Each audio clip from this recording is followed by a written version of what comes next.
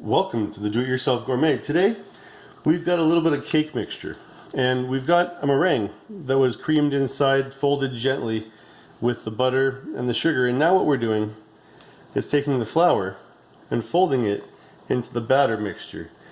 Now it's sifted, which is a huge important thing, but one of the main places that you want to focus your attention when folding is not just roughly whipping through or over mixing rapidly. When you fold, you're taking the ingredients and you really got to spread them out as you go. And you don't want to clump it over or fold it in too much, otherwise you get a little bit of the lines and the striations, which you can work through, but you want to try and minimize them wherever possible. And in order to minimize them, you want to make sure that when you're folding through with the batter, you go in gentle sweeping curves. It's kind of a key point right there, because by using the curve, you don't quite commit the batter sideways and start stretching the egg structure that it's bouncy within the egg whites, and it starts to incorporate.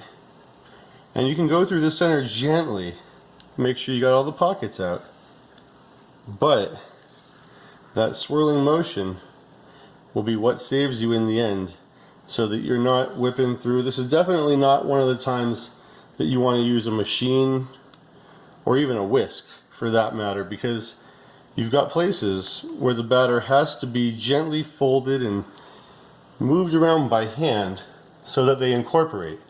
You're building something close to a bit of cement here, and when it starts to get a little bit too thick, in this particular batter recipe you can add a little bit of thinner.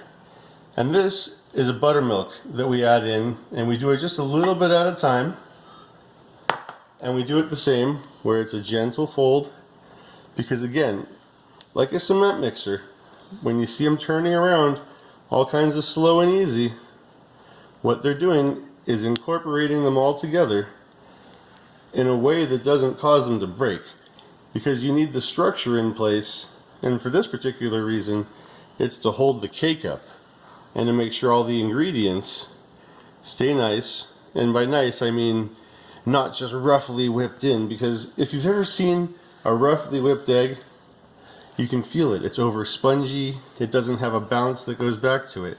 But when you take the hand and slowly fold it in, and then you take the swirls and striations and you work them out gently, as opposed to using a machine or a fast whip, then you've got yourself a nice proper fold, and the ingredients come together a lot more easily. So that's it, folks. Keep that up until your ingredients are folded in and you've got the consistency you want, and that's how you do a good fold. Do it yourself gourmet. We'll see you next time.